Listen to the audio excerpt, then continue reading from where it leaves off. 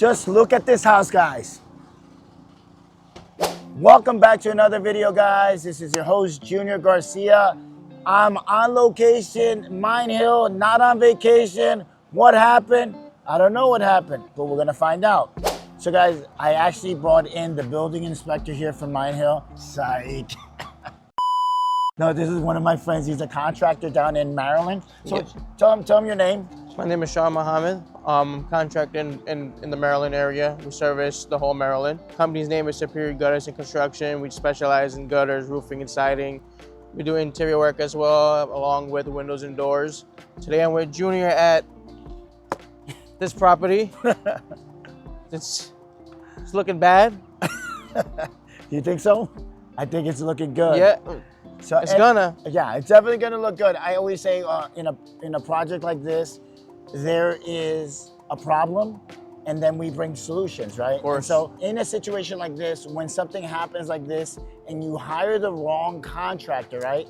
Then you'll have more problems because he doesn't know the insurance process, and that's what I want to talk about, right? 2 trees fell in the back of the house, and when they went and they hit on the ridge, as you can see, we're connecting the new ridge. It snapped the ridge, and what was holding those 2 trees was that air conditioner unit. If you see the air conditioner unit up there, it's totally destroyed, right? For a couple of weeks now, we've been having a tenant. It's a raccoon up there, Yeah. Randy the raccoon. But right now, we got funded, partially funded to do the project, right? We've been fighting with the insurance company, and so they paid us to reframe the roof, put plywood, and install the roof. Let me show you on the other side where the damages happened. So this is definitely the culprit. You know, what's the great things of having trees around your house? If you have trees around your house, as you can see everywhere around here, they provide shade for your home. The bad thing is that if the tree is sick, right? Like this tree was sick, or the tree is about to fall, it may fall on top of your house. So, FYI, do a random inspection of your home and look around. And if you see a lot of trees, you can always call a tree company. They'll come out and give you a tree inspection to see if the tree is good or if it's sick, right? If it's not good and if it's sick, you have to cut it down. So here, these 2 trees, as they came down and split that ridge right in half, the thing that actually held it was that AC unit. Now, it also snapped. If you look on that top right here, this is the double top plate for the daughter's bedroom. That actually held up because the daughter was sleeping in that room. So it also damaged this roof as well. And then the front portion of the roof that I'll show you where there's an electrical panel connected to it that we have to redo. I want to talk to you guys and because you do insurance work as well down in Maryland, right? Yes. So, you probably had a lot of this issues down there in Maryland, right? Because, you're in the Beltway. There's always a lot of crosswinds, right? Yep, that's so correct. what type of damages you guys have So over there? over there in Maryland, we get more wind and hail. A lot of wind, definitely a lot of wind. We don't really run into situations like this often.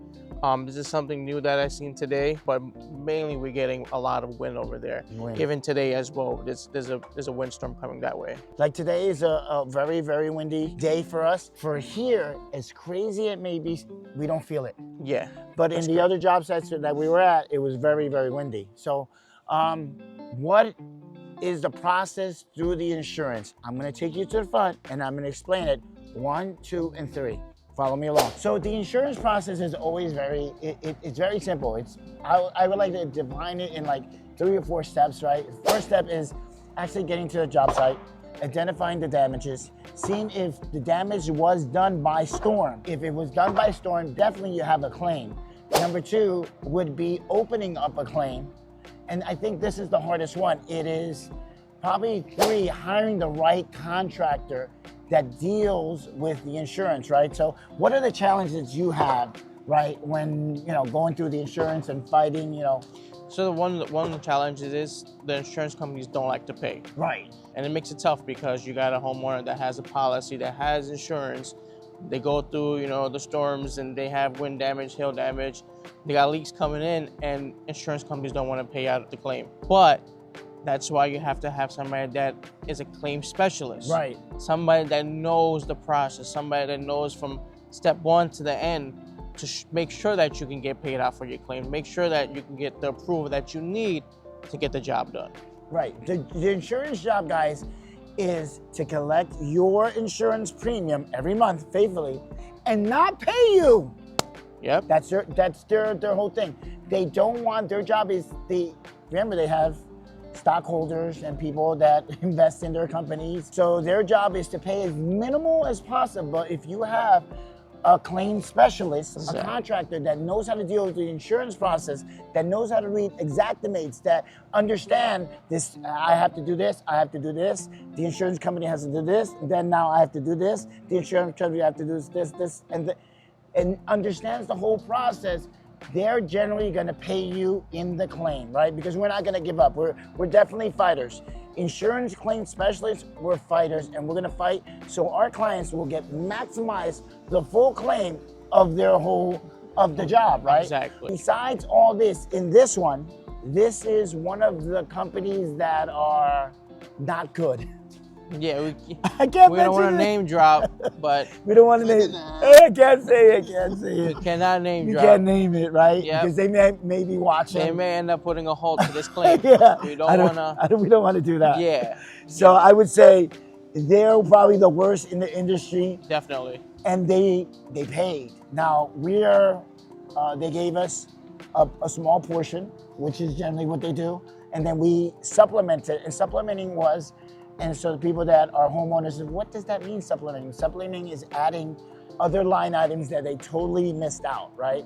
So we supplemented, they agreed on it, but not fully. So we're still short Yep. about $40,000. We're still short on this full claim, but we have enough money to start the process, right? So we're working and we're still waiting for more money to get the job done. And fingers crossed, they do pay that. They will. They generally will. This is so obvious because what happened, this actually came out on the news. The fire department was here, the building department was here, the ambulance, everybody was here because these two trees hit on top of the house. It was about 8 o'clock or 7:30 p.m.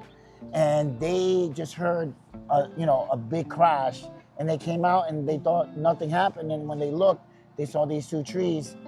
Their neighbors called 911. The building department inspector came and said it's fully condemned. Let me show you how it looks like.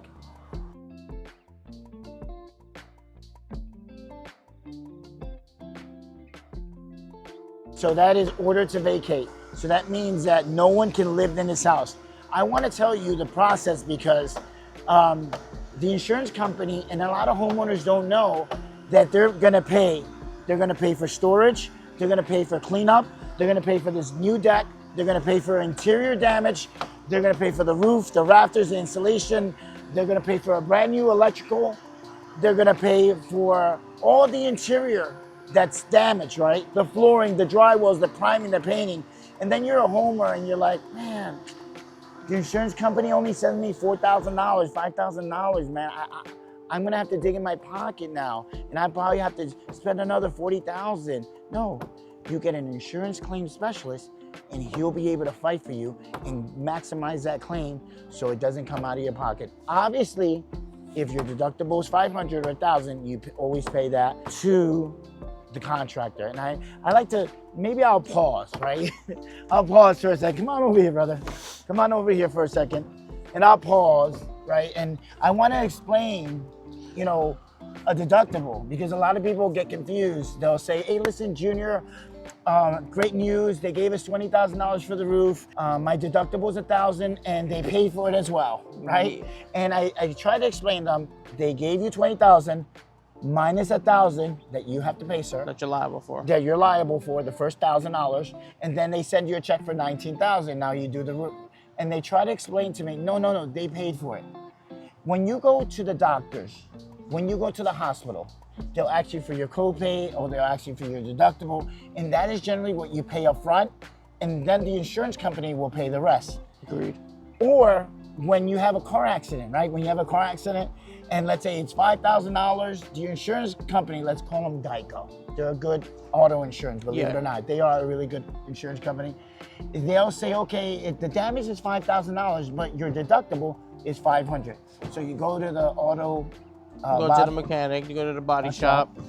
You're gonna have to pay that $500 deductible. You have to. You have to. They're not going to release that car. They right? will not release that car without you paying it. It's the same way as your house.